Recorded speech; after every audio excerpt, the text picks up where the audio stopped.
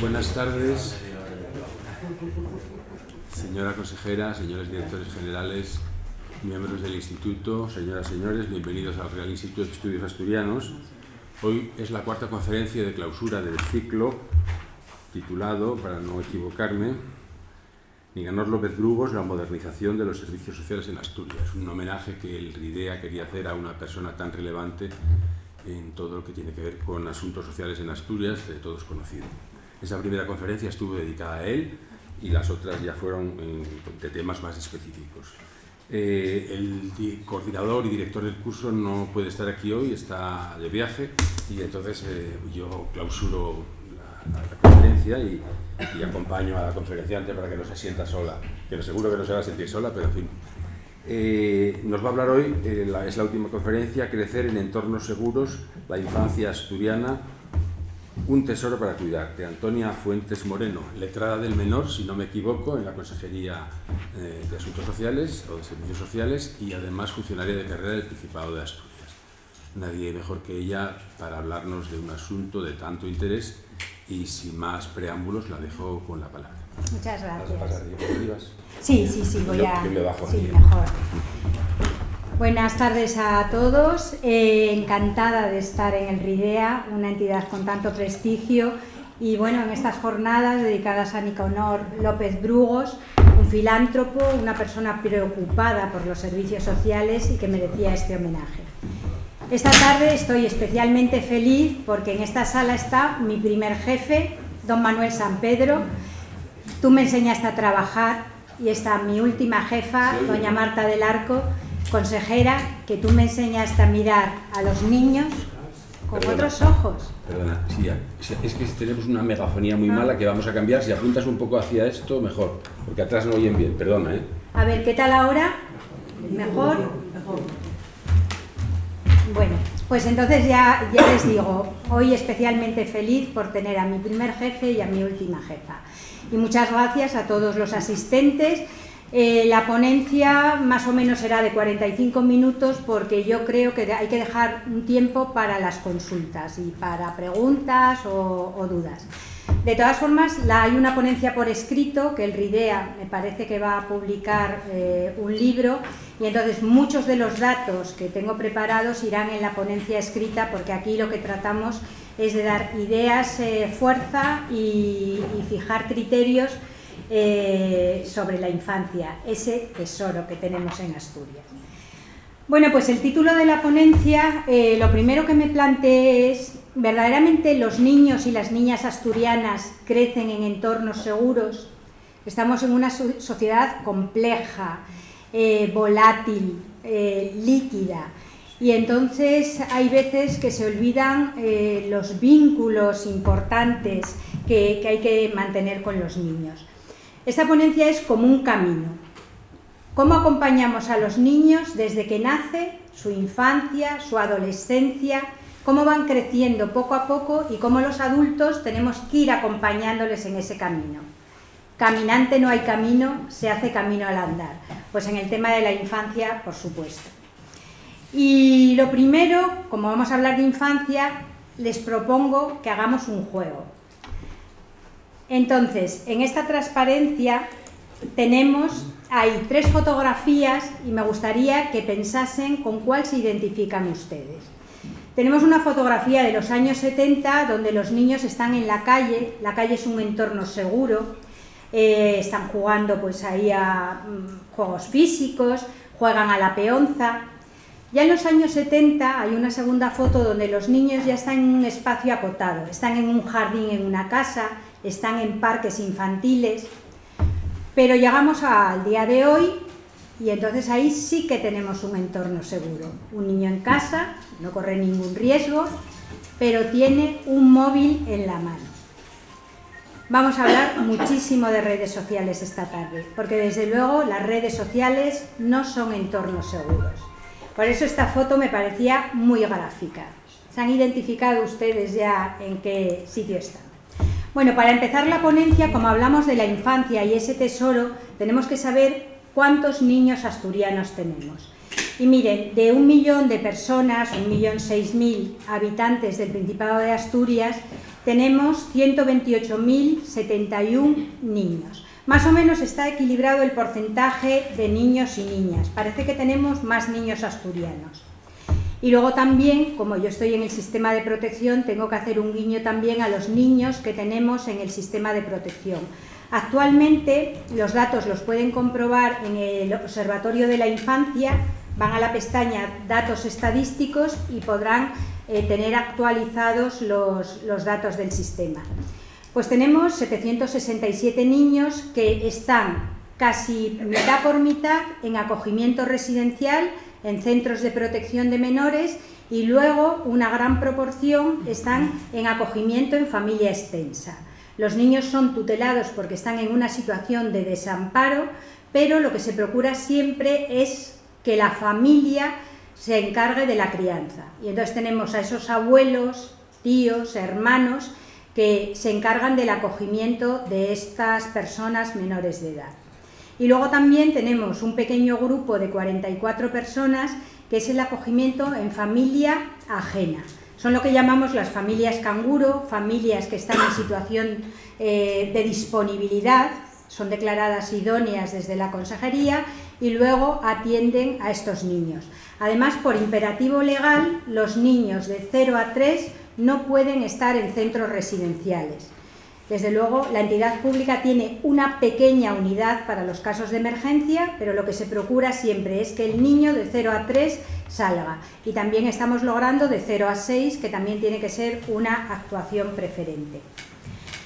Luego también les pongo ahí jóvenes que están en transición adulta, porque los niños que pasan por el sistema de protección cumplen los 18 años, son mayores de edad, pero el sistema no se olvida de ellos. Entonces los chicos que están estudiando pasan a unos pisos tutelados, pero se les sigue atendiendo si eso es la necesidad que tienen. Precisamente la semana pasada estaba con una chica que está en el programa este de transición a la vida adulta, que está preparando sus oposiciones a policía. Entonces te llena de satisfacción ver a esta joven en esta situación. En España hay 51.000 niños tutelados y se ha producido un incremento del 5% del año anterior respecto a este año. A ver, las causas son variadas. Yo lo que observo también es la llegada al sistema de protección de adolescentes.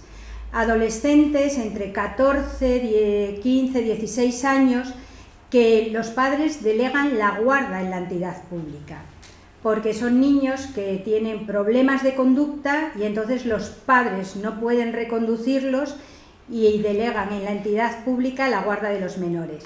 No pierden la patria potestad, cosa que sí sucede con los niños que son declarados en desamparo. Esos niños se suspende la patria potestad de los padres y la representación legal de los menores la ejerce la entidad pública.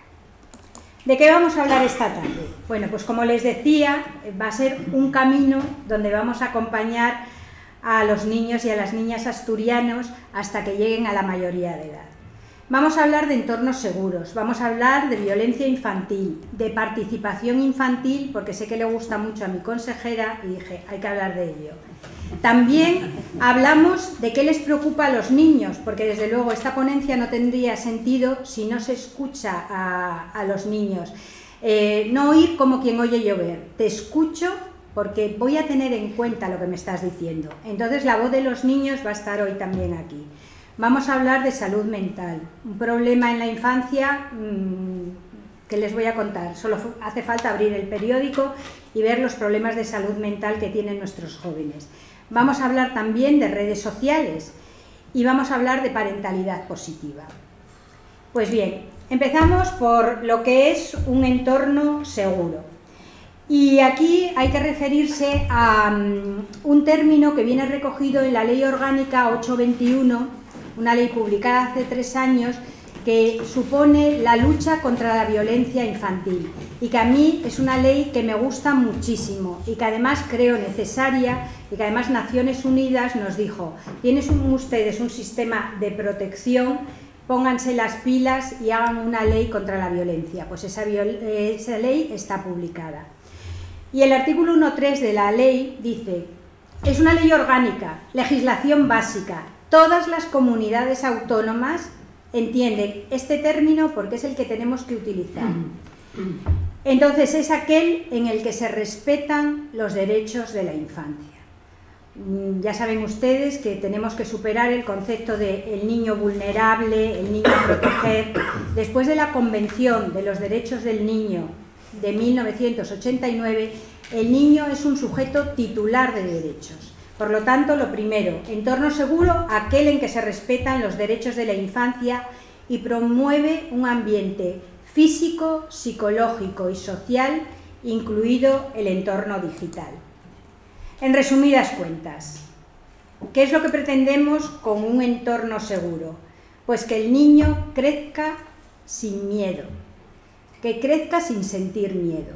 Además, tengan en cuenta que lo que sembramos en la infancia es lo que vamos a recoger en el futuro.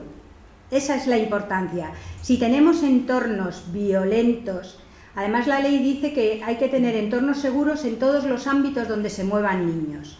En la familia, en el colegio, en los centros de ocio, en el ámbito judicial, que bueno, el ámbito judicial tenemos que mejorar muchas cosas para que los niños no se encuentren revictimizados cuando acuden a los juzgados, pues todos los entornos donde hay niños tienen que ser entornos seguros.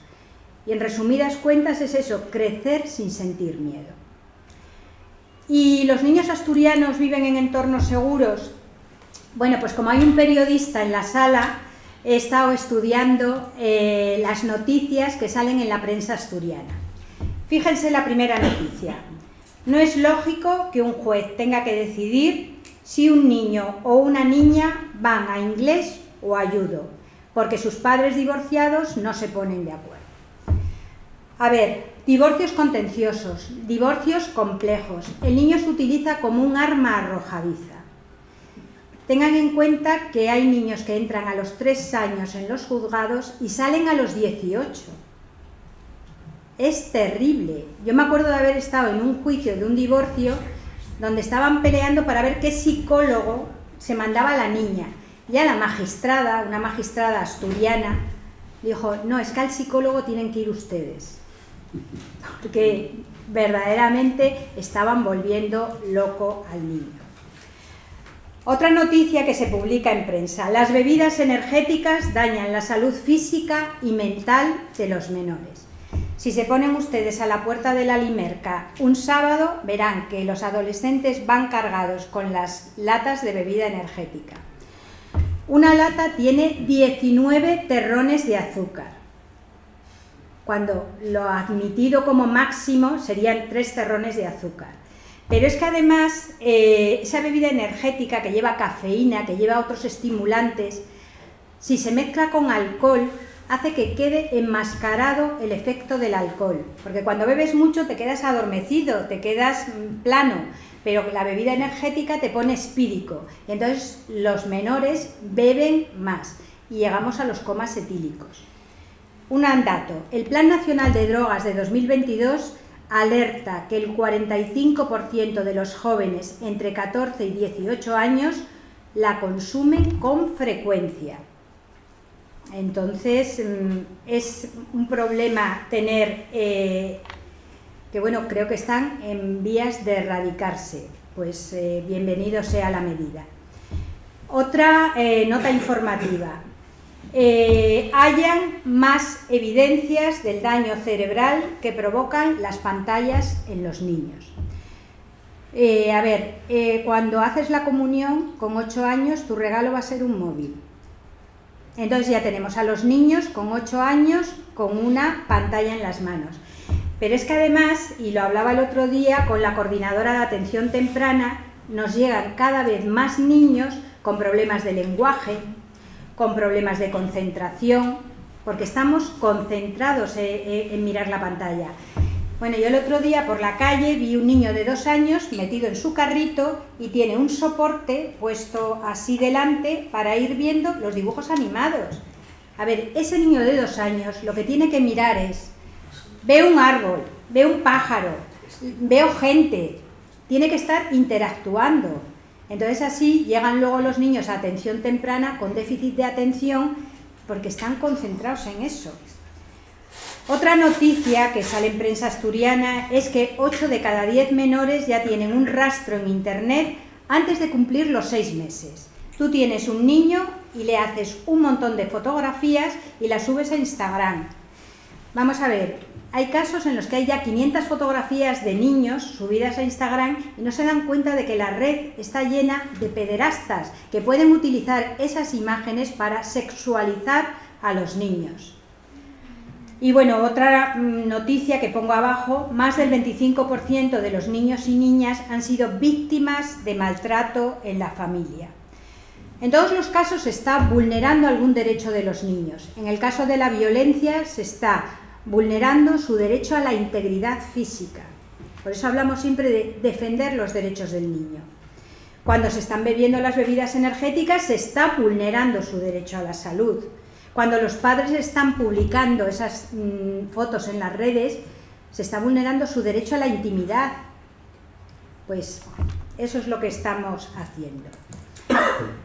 Por eso la conclusión es que yo creo que los niños asturianos tienen entornos donde hay peligros y donde desde luego la ley nos dice que la prevención es la clave.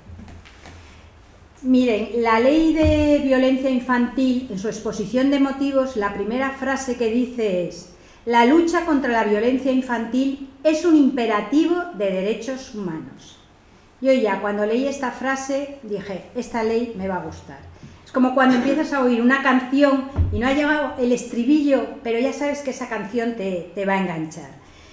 Y efectivamente la ley contra la violencia tiene razón. Cuando se ejerce una situación de violencia sobre un niño, se está vulnerando, pues eso, derecho a la salud, a la integridad física y psíquica, porque también puede haber violencia emocional. Por lo tanto, para promover los derechos de los niños y las niñas consagrados en la Convención sobre los Derechos del Niño, es esencial asegurar y promover la dignidad humana y la integridad física y psicológica. Desde luego, para mí, la clave está en la prevención. Es lo que hay que trabajar. Dense cuenta que antes de la ley, cuando había una situación de violencia, ¿qué hacíamos? Íbamos ya a poner el parche, a ayudar a la víctima y a castigar al victimario. Pero la ley nos está diciendo, no, es que antes de que suceda la violencia, ponga usted los medios para que no lleguemos a ella. También tenemos que hablar del término violencia infantil, porque también está en la ley orgánica y es un término que se va a poder utilizar en toda España. Y el artículo 1.2 de la ley nos dice: violencia infantil es toda acción. Un padre da un bofetón a un niño y está ejerciendo una acción. Aquí, bueno, haré un paréntesis. Si ya hemos superado de que un hombre pegue a una mujer, y ahora mismo eso nos escandaliza, ¿por qué tenemos que soportar que un padre diga la letra con sangre entra y te doy un bofetón? No es admisible. E igual que hemos superado los estándares de tolerancia con la violencia en la mujer, pues con los niños también tenemos que ser intolerantes a la violencia. Toda acción, toda omisión. Una madre gestante que está consumiendo estupefacientes, que no pasa el control de gestación en su centro de salud, está provocando un maltrato prenatal al nasciturus. Pero ¿y qué pasa con el padre que está viviendo al lado de esa madre? Ese padre, por omisión, está cometiendo una violencia sobre su hijo, y para mí son igual de responsables, porque además les puedo decir que lo más duro que se puede ver en infancia es un niño con síndrome de abstinencia, un niño saltando en la cama porque necesita la droga que ha estado consumiendo durante toda su gestación. Por lo tanto, por omisión también el padre está incurriendo en una situación de violencia. Pero es que la ley va más allá y habla del trato negligente. Un niño que no tiene cubiertas sus necesidades de alimentación, de higiene, un niño que tiene absentismo escolar, está sufriendo una situación de negligencia, de dejación por sus padres. pues ese niño también está sufriendo violencia. Por lo tanto, toda acción, omisión o trato negligente que priva a las personas menores de sus derechos. Toda la ponencia va a ser lo de los derechos. Lo siento, pero para mí es fundamental. Y dice que amenaza o interfiere su ordenado desarrollo físico, psíquico o social, con independencia de su forma o medio de comisión, incluida la violencia digital. Ahí les hago una pregunta. ¿Cuál es el final del camino como adulto de un niño con maltrato? Un niño que se cría en violencia, un niño sobre el que se está ejerciendo violencia física o emocional. Cuando sea mayor va a desarrollar esa violencia en sus hijos. Además, para un niño sufrir violencia significa un daño, pero también produce un sentimiento de baja autoestima. Un niño que está siendo agredido supone un acto de humillación para el menor. Además, el niño interioriza figuras parentales confusas, porque cuando le dice el padre, te pego un bofetón porque lo hago por tu bien, al niño se le cruza el cable. O sea, una persona que me quiere me dice, lo hago por tu bien, y me está golpeando. Eso, desde luego, es una frase perversa. A mí, esto de lo hago por tu bien, esos padres, desde luego, no saben manejar, no saben gestionar sus emociones y difícilmente pueden enseñárselo a su hijo. Tengan en cuenta que nuestros hijos se miran en nosotros como un espejo, nos imitan. Voy a contarles un caso terrible. Una mujer estuvo sufriendo maltrato por parte de su marido 15 años. Se divorció, el marido salió de casa y entonces empezó a golpearla a su hijo de 15 años. Porque el niño en casa había visto que su padre hacía eso y entonces imitaba esa conducta. Los abusos convierten al niño en un huérfano emocional, por todo esto que hemos estado hablando. Y desde luego, cuando el niño es adulto, las probabilidades de que imite esa violencia en sus hijos, pues están ahí y son muy altas. Otro tema que íbamos a hablar esta tarde, participación infantil.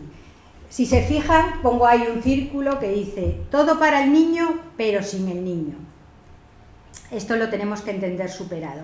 La Convención de los Derechos del Niño nos dice el derecho del menor a ser escuchado, pero también la Ley Orgánica de Protección Jurídica del Menor, en su artículo 9, nos dice, tenemos que oír y escuchar al niño, independientemente de la edad, porque bueno, hablamos del menor maduro a partir de 12 años, no. Yo he visto que mis compañeras psicólogas en infancia me han enseñado dibujos de niños de 7 años y en un dibujo ya se está viendo cómo el padre se quita el cinturón y entonces corre detrás de la niña para golpearla con el cinturón. Entonces, ese dibujo me está hablando. Esa niña está sufriendo una violencia. Por lo tanto, escuchemos a los niños. Pero además, infancia, la palabra infancia en su origen etimológico era el que no tiene voz. Esto, con lo que estoy diciendo, queda totalmente superado. Pero quizá deberíamos mirar también la perspectiva de la infancia en 3 fases. Hablábamos antes del niño vulnerable. Luego la Convención de los Derechos dijo el niño titular de derechos, el niño con capacidad jurídica para ser titular de derechos.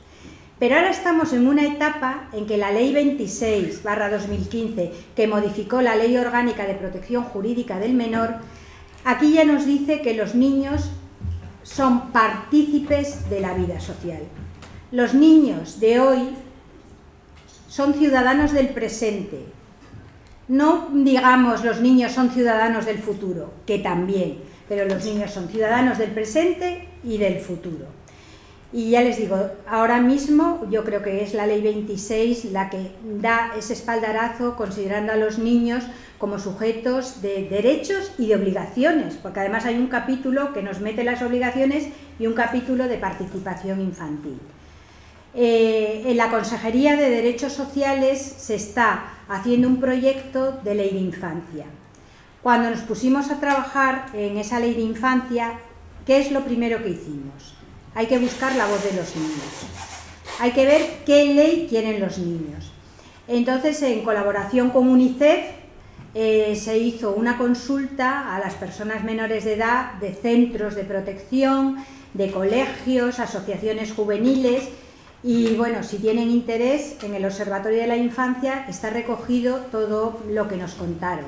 Hasta el título de la ley es suyo, Ley de Infancia y Adolescencia, porque cuando decíamos Ley del Menor no les gustaba, ¿eh? O Ley para niños y niñas, no. Entonces el título de la ley se lo debemos a ellos. Vamos a ver cómo vamos, muy mal. Bueno, ahí tienen unos instrumentos de los que nos valemos para preguntar a los niños. El Foro de la Infancia, el Foro de los Derechos, las Ciudades Amigas de la Infancia de UNICEF son una herramienta fenomenal. También tenemos una revista donde los niños nos escriben y dice, la revista se titula Pa' que nos escuchen, que es un modelo que estamos potenciando desde la Consejería. También se hacen encuentros autonómicos y el último fue sobre redes sociales. Y les puse ahí una frase que me hizo mucha gracia porque decían los niños: aunque nos mola lo digital, preferimos un mundo natural. ¿Qué preocupa a los niños? Bueno, pues en marzo de este año se celebró un encuentro en la Nueva España donde vino el Comité de Participación Infantil y se reunió con el presidente del Principado. Entonces aquí los niños del Comité de Participación le dijeron lo que les preocupa y yo, como estaba en el público, fui tomando nota.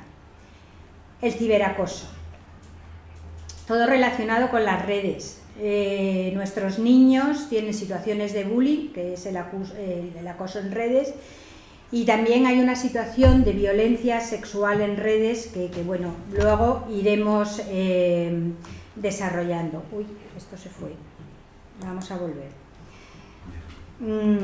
Es que quería dar un dato que me preocupa. UNICEF ha hecho un estudio sobre la violencia en redes que, si ustedes quieren profundizar en el tema, van a la web de UNICEF y ven los resultados. Los resultados son escalofriantes. 2 de cada 10 adolescentes podría estar sufriendo ciberacoso según este estudio.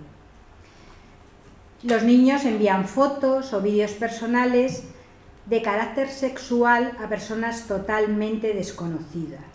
Esto es un riesgo y desde luego puede esconder el ciberacoso escolar o el ciberacoso en violencia sexual. 4 de cada 10 adolescentes se conectan a Internet para no sentirse solos. O sea, las redes es su entorno de relación. Entonces, con un golpe de clic, estoy ya comunicándome con mis amigos. También UNICEF dice que en Asturias 6 de cada 10 adolescentes duermen con el móvil. Se meten en la cama y se meten con el móvil.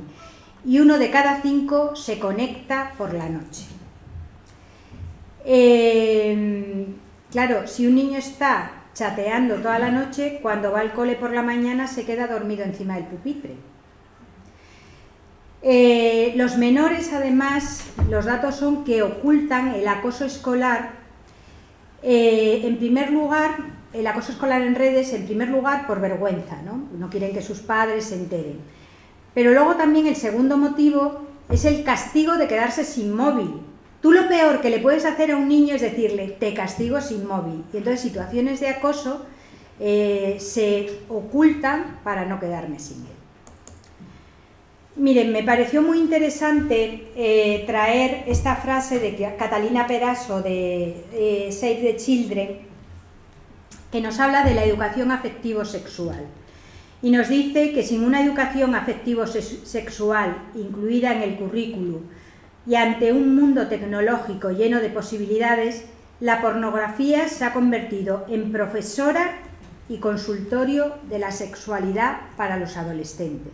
O sea, estamos diciendo que a un niño que hace la primera comunión le regalan un móvil y ese niño, como no tenga un control parental, con 8, con 10 años, está viendo pornografía, que va a ser su maestra. Pero esta autora nos dice que el peligro no es que vean pornografía, sino que su deseo sexual se esté construyendo sobre unos cimientos irreales, violentos y desiguales, propios de la ficción. Y además también es peligroso que crean que su consentimiento, sus deseos y preferencias o los del resto no tienen por qué ser tenidos en consideración. El consentimiento. Cuando vemos una película porno, no te preguntan si quieres tener relaciones, se va directamente. Y todas estas noticias que estamos viendo de agresiones en manada, ¿de dónde se cree que salen? Pues salen de que los niños han visto pornografía y ven sexo en grupo sin ningún concepto afectivo. Hoy, por ejemplo, bueno, me ponía los pelos de punta, una niña en Sevilla con 12 años en un colegio ha sido violada por 6 de sus compañeros. Bueno, es que todavía me respingo cuando veo esa noticia. Por lo tanto, muy importante la educación afectivo-sexual para evitar esto. ¿Cuáles son las causas del incremento del número de adolescentes con problemas de salud mental? Pues miren, yo he recogido 3. La ansiedad, los mayores también estamos con ansiedad. La soledad y la falta de comunicación, que ya hemos hablado de ello. Con la familia, nos aislamos. A ver, a veces los adolescentes son como erizos, parece que tienen pinchos, o sea, relacionarte con un adolescente es un deporte de riesgo. Y otras veces son bichos bola, se cierran ahí sobre ellos y no hay forma de conectar. Y luego también los problemas de conducta. Para mí los problemas de conducta surgen cuando no han aprendido a gestionar su agresividad, ni a controlar sus impulsos. Generalmente son adolescentes que han crecido sin límites y no saben gestionar la adversidad. ¿Se acuerdan que al principio de la ponencia decía que nos llegaban al sistema de protección niños con problemas de conducta donde los padres no habían sabido ponerles límites y quedan desorientados porque no saben lo que es lo bueno y lo malo? Están creciendo sin ese límite, sin esa guía, ¿no? Entonces ceden la guarda a la entidad pública y así tenemos ahora, pues esos niños de 14 a 17 años que tienen estos problemas de conducta relacionados también, por supuesto, con problemas de salud mental. Y bueno, siempre nos preguntamos qué es necesario y desde luego hay que incrementar recursos para niños con problemas de salud mental. Y los centros de protección no es lo adecuado para estos niños. Yo les puedo decir que un psiquiatra de una ciudad de Asturias tenía un niño con problemas de salud mental. Entonces tenía una medicación pautada, pero luego cuando hace ya el diagnóstico dice: recomiendo que este niño ingrese en un centro de protección. No, es que este niño no tiene que entrar en un centro de protección. Los niños que están en un centro de protección están ahí porque sus padres han sido negligentes con ellos. Pero son niños que hacen del centro su lugar de residencia y estos niños con problemas de salud mental necesitan otro recurso.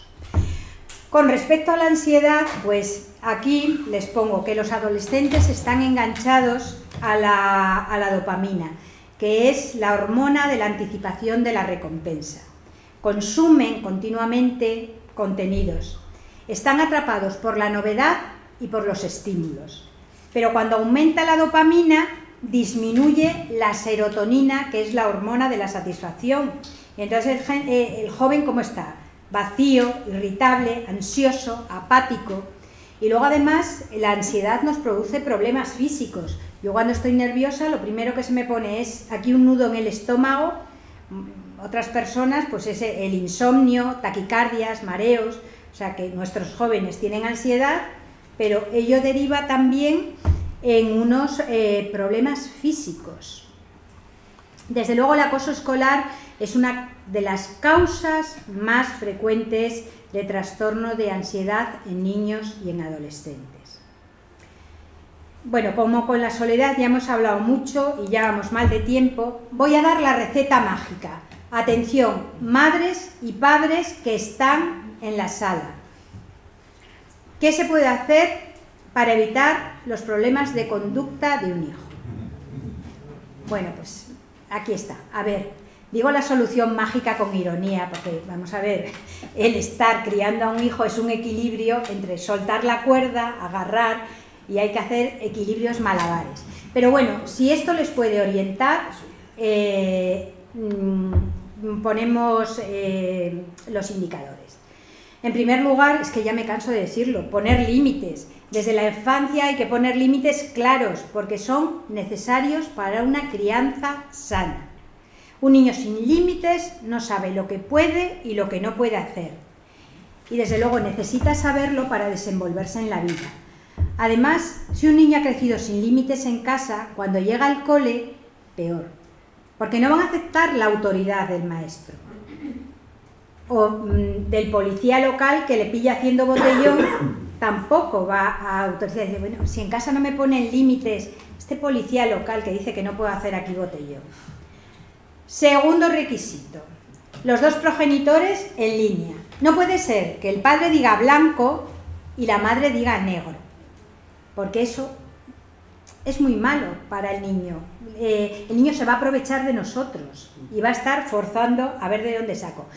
Incluso en los casos de divorcio, que era lo que estábamos hablando, cuando usted se divorcie, porque la convivencia no es buena, tiene que coger y llegar a un sistema en el que los dos padres vayan al unísono. Si no, acabaremos en el juzgado para que la jueza de familia, es que en Oviedo todos son juezas de familia, diga con quién va el niño. Además, bueno, en los juzgados es que eso es para otra ponencia. Hay que hablar del ámbito de la justicia. Claro, yo he visto que una juez le dice al niño, ¿con quién quieres ir? ¿Con papá o con mamá? ¡Error! No, el niño no tiene que decidir. Al niño hay que preguntarle, hay que escucharle, pero el niño le pones una responsabilidad en las espaldas impresionantes y no es su competencia decidir en eso. Tercer indicador para evitar problemas de conducta. Hablar continuamente con nuestros hijos. Ya hemos dicho antes que hay veces que son un bicho bola, que es difícil, que no se les saca, pero bueno, te pones ahí en plan pesado. ¿Dónde has estado? ¿Qué tal te va? ¿Qué tal las notas? ¿Estás hoy triste? ¿Qué te pasa?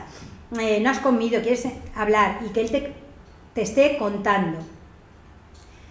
Otra cosa importantísima, conocer el grupo de amigos y compañeros ayudará a conocer los círculos en los que se mueve nuestro hijo, nuestra hija. Yo he tenido un hijo que cuando me decía, mamá, vienen los amigos a ver el fútbol a casa, abro las puertas y entonces veo el repaso. Hombre, son niños del cole, los conozco a todos, qué bien, qué alegría. Uy, pues este no le conozco. Este hay que ver, solo pega voces.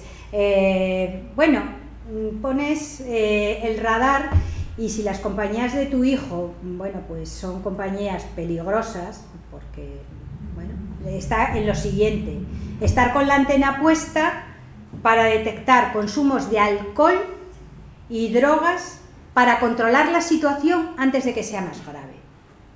Entonces, si tus hijos van con chicos que consumen mucho, que los ves que están todo el día colocados, bueno, yo desde luego, como tuviese sospechas de que mi hijo estaba consumiendo estupefacientes, que no es el caso, desde luego le hago una analítica todas las semanas. En la farmacia hay unas tiras reactivas y coges al niño y a la niña y dices, mira, yo confío mucho en ti, pero es que hemos tenido ya este problema. Y hablarlo con él, mira, es que no quiero que esto pase a más. Por lo tanto, esta es la fórmula, veo madres allí que están tomando nota, pero la ponencia está a disposición de los asistentes. Redes sociales, ya vamos fatal. Antes hablábamos de las TIC, que eran las tecnologías para la información y la comunicación. Ahora, si ustedes quieren ser modernos, tienen que hablar de las TRIC, Tecnologías para la relación, la información y la comunicación. ¿Por qué? Porque las redes sociales son ámbitos de comunicación donde se relacionan nuestros hijos. Entonces también tenemos que entender eso. Pero ojo, las redes sociales encierran peligro. Un dato. Un estudio de la Escuela de Salud Pública de Harvard, publicado en 2023, nos dice que las plataformas Facebook, Instagram, Twitter, Snapchat, creo que las tengo, uy, se me han ido aquí todas, aquí estamos, es que quería darles el dato de todo lo que han ganado. Ay, pero si esto me he ido para atrás,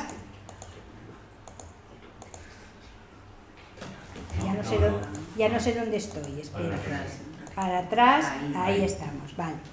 Bueno, pues todas las redes sociales que les he contado, pone este estudio de la Universidad de Harvard que han ganado 11.000 millones de dólares en ingresos publicitarios recaudados por menores de 18 años.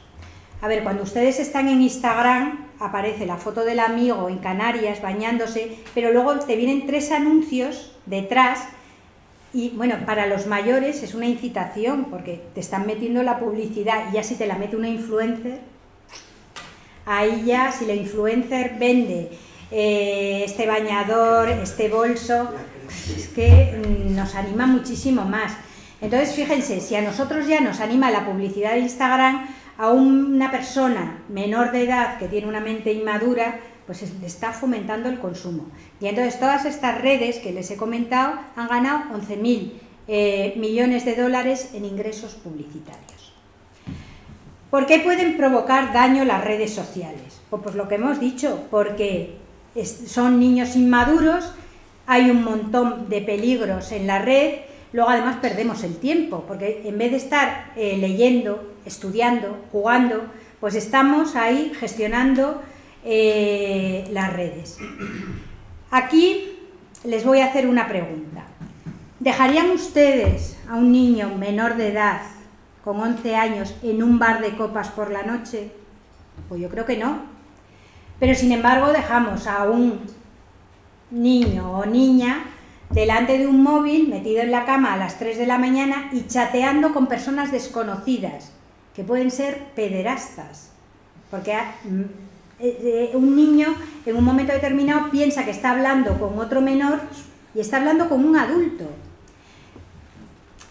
Como hemos hablado mucho de los peligros de redes, hice esta diapositiva donde se recogen, yo creo que los 5 peligros más importantes.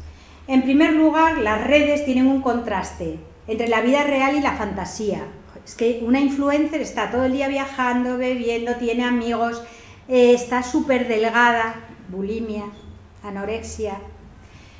En segundo lugar, el acceso a contenidos de violencia, de odio, de pornografía, el tiempo que pierden, que lo hemos dicho antes.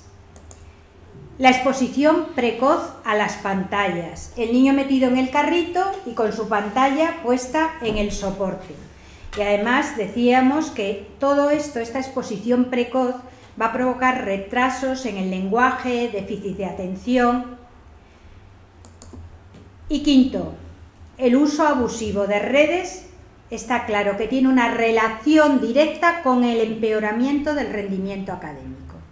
Bueno, es que decíamos que si el niño está a las 3 de la mañana chateando y en las redes, es que al día siguiente está dormido encima del pupitre.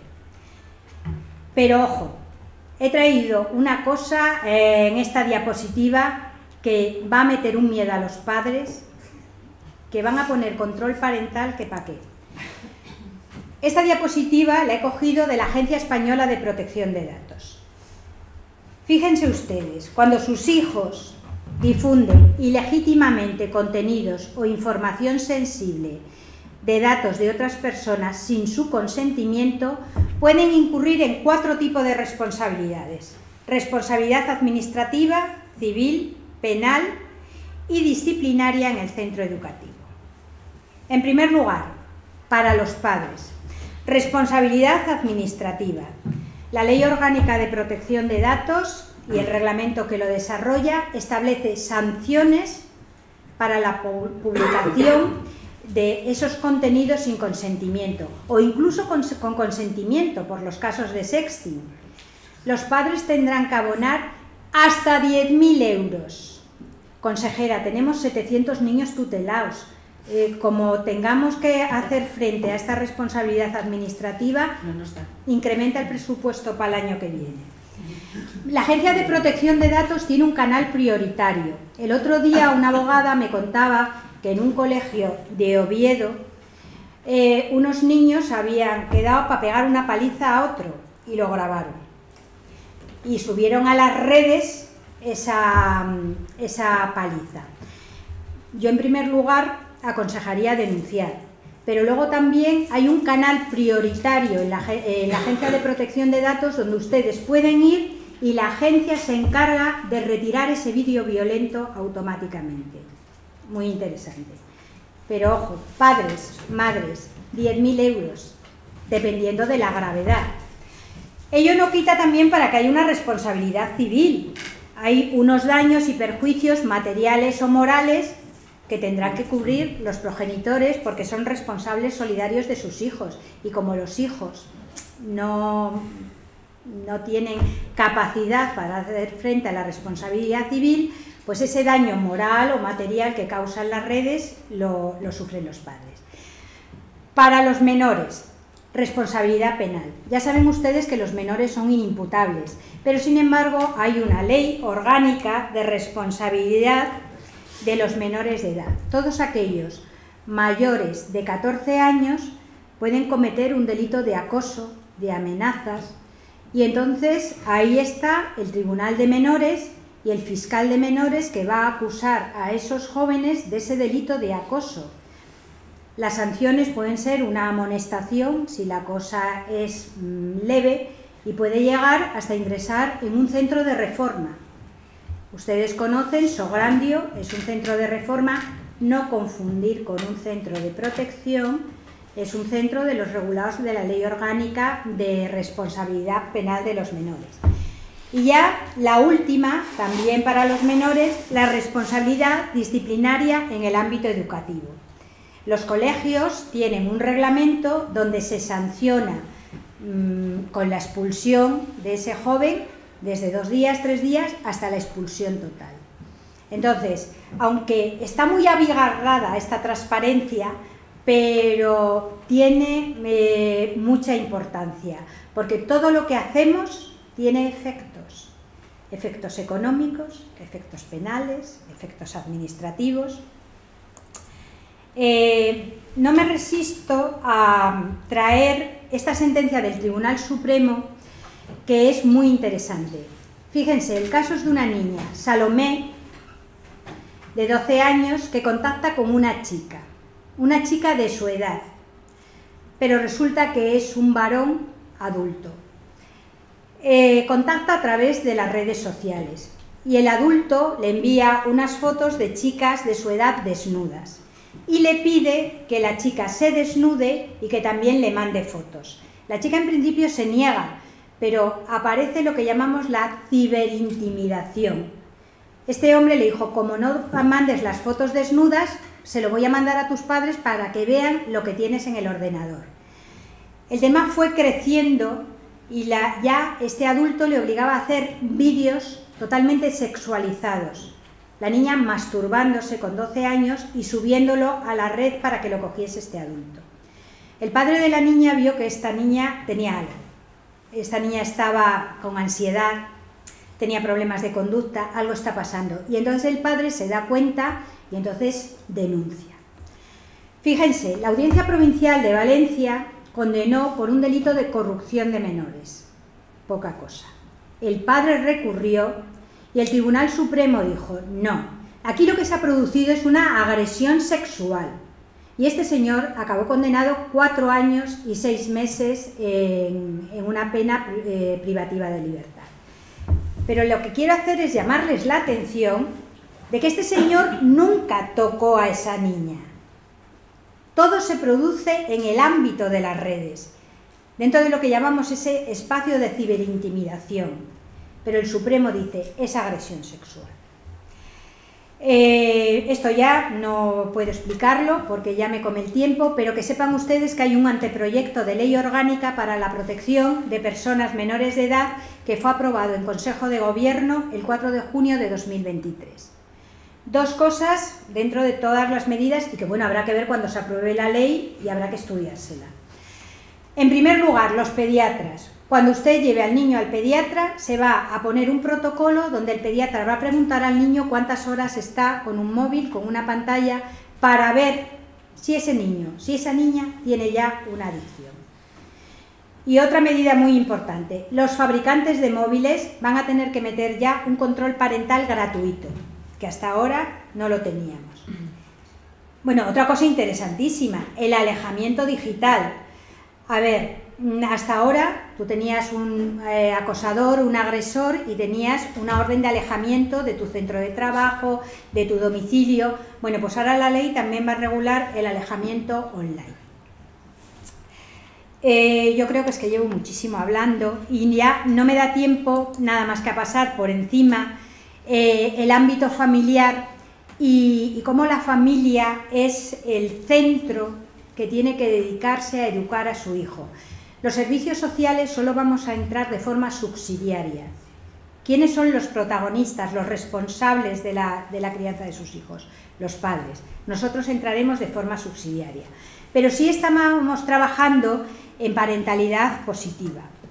Parentalidad positiva es un programa que desde el Observatorio de Infancia y con la Universidad de Oviedo y enfrente Raquel Amaya, la profesora Raquel Amaya, pues ha estado formando profesionales, sobre todo de los servicios sociales municipales, para que luego vayan a sus ayuntamientos y hagan cursos de parentalidad positiva.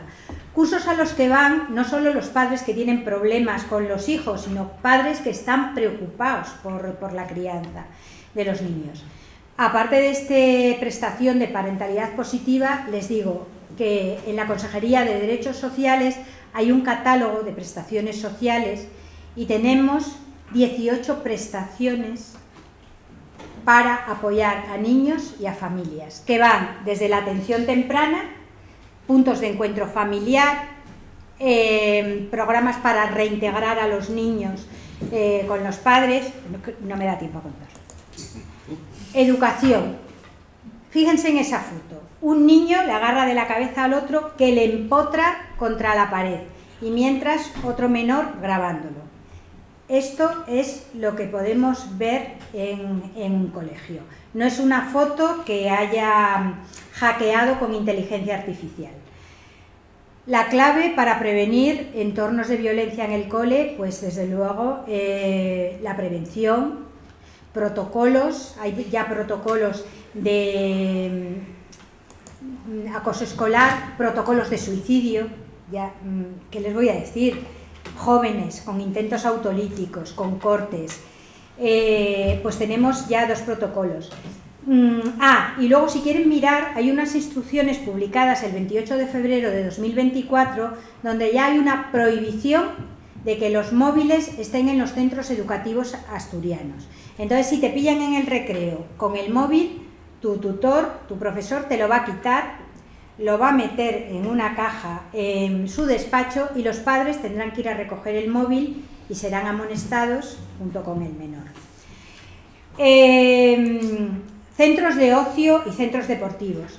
A ver, aquí los centros de ocio y el deporte verdaderamente es el mejor entorno para socializar, para jugar en equipo. Yo soy madre de hijo futbolista, he recorrido todos los campos de Asturias. Y entonces he visto lo que hay en esos campos y se lo voy a poner. Esto es una pelea de padres en un partido de niños de 8 años. Los padres dándose pa'l forro.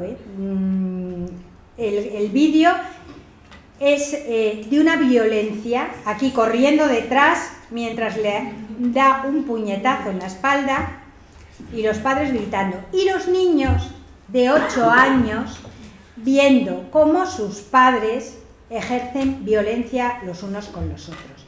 Yo estuve en la Federación de Fútbol Asturiana en Gijón, en Roces, tiene un edificio fantástico, y entonces me sentaron en una mesa con todos los directivos del fútbol asturiano.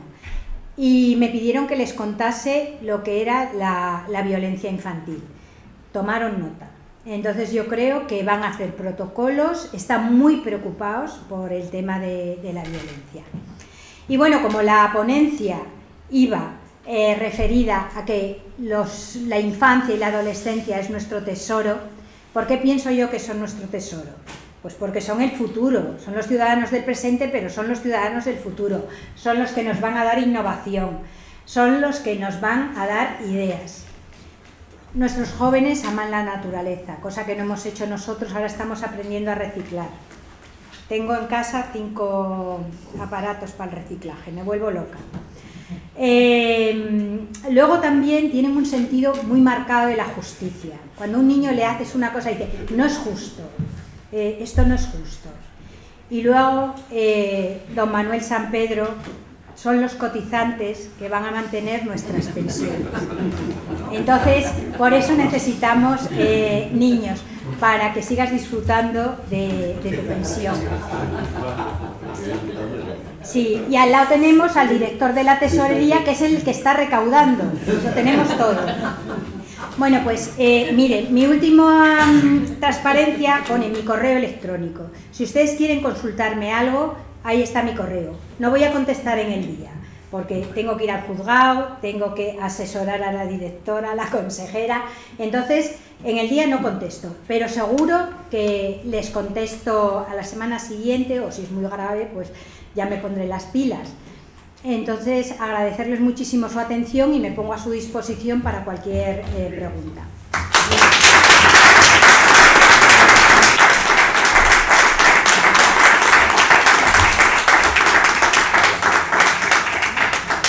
Muchas gracias por esta conferencia tan magnífica y llena además de referencias aquí con mi gran amigo Manolo San Pedro. Mi primer jefe.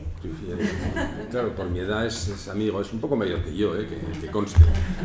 En fin, muchas gracias por esta magnífica conferencia, que a mí que no tengo hijos ni por tanto nietos, pero me ha interesado muchísimo. Y creo que está llena de sugerencias y uno aprende una barbaridad de desgraciadamente tantos peligros como hay. Yo me identificaba con la foto no de los 70, sino de finales de los 50, que era todavía en la calle, claro.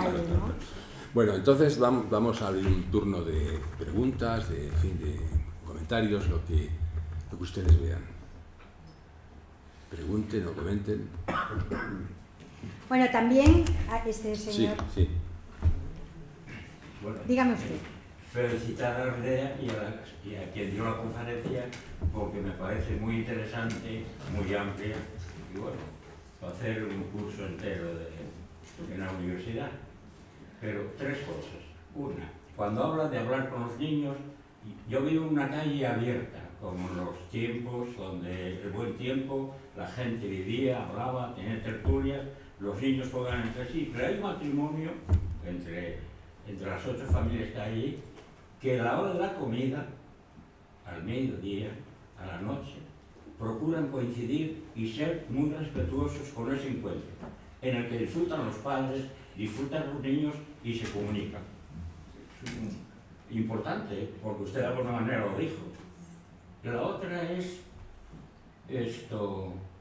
en la iglesia, en las parroquias, solían formar cursos de formación prematrimonial. Pero hoy día la mayoría de los jóvenes no van a las parroquias ni van a la iglesia. ¿Existe algo para formar a esos jóvenes que van a tener que asumir la responsabilidad que tú señalas ahí? Y la otra cuestión, y ya terminé, es ¿cuál es el problema? ¿Qué posibilidades tienen los gays de adoptar niños? Nada más. Sí. Bueno, en la primera pregunta estábamos hablando de los cursos de parentalidad positiva y decía, en todos los concejos asturianos, que son 78, pues en casi todos los técnicos de los ayuntamientos están impartiendo estos cursos. Ya le digo, primero iban familias, bueno, pues que tenían problemas con los hijos o incluso que tenían niños en el sistema de protección. Ahora los jueces, yo estoy viendo y acá hay sentencias donde las jueces de familia dicen, váyanse ustedes a hacer un curso de parentalidad positiva y dentro de 6 meses me vienen a contar a ver qué tal les ha ido. Entonces, yo creo que yo fui al cursillo prematrimonial, porque me casé por la iglesia y entonces fui a los cursillos. Pero yo creo que ahora los de parentalidad positiva va a ayudar a los padres a desarrollar esa forma de crianza, de pensar en los derechos del niño. Es decir, no ejercer ni violencia material ni violencia emocional, se les dan herramientas. Con respecto a la adopción, que ya vio usted que tenemos 40 adopciones, 47. También hay parejas de homosexuales y hay parejas monoparentales, porque claro, el reflejo de la adopción es el reflejo de nuestra sociedad. Entonces ahora ahí, sobre todo son madres que, bueno, no tienen pareja, pero quieren ejercer su rol de madre, y entonces tenemos parejas monoparentales y tenemos parejas homosexuales que bueno, la Constitución prohíbe la discriminación por razón de sexo, ideología, y entonces vulneraríamos el principio de igualdad. Gracias. Sí, ¿más preguntas? ¿Ninguna otra más? Quedó todo muy claro. Todo muy claro, además dicho y expresado con contundencia y con claridad. Es que soy muy apasionada de mi trabajo. Se agradece, se agradece. Sí. No, yo darte las gracias como siempre, porque me encanta escucharte. De verdad que sí, ha sido un gusto. Así que nada, solo darte las gracias porque siempre se aprende algo. Muy bien. Una cosa solo. Este PowerPoint tan bonito, tan interactivo, tengo a Martina, mi compañera, que me ha ayudado ahí a plasmar las ideas. Además ella es muy creativa, y entonces la mitad de esta ponencia también hay que agradecerla a ella, porque si hubiese sido por mí hubiese puesto una cosa más triste. Entonces esto tan interactivo. Martina, gracias. ¿Alguna cosa más? Bueno, pues antes de levantar la sesión quiero dar las gracias a la Consejería, porque es la que ha financiado este curso, ¿no? Y bueno, la que, en fin, también va a financiar con el dinero que nos ha dado la publicación de las ponencias de este curso, ¿no? Muchas gracias, pues, y esperemos seguir en esta colaboración entre la Consejería, el Principado y el Real Instituto de Estudios Asturianos. Muchas gracias por su asistencia y levantamos la sesión.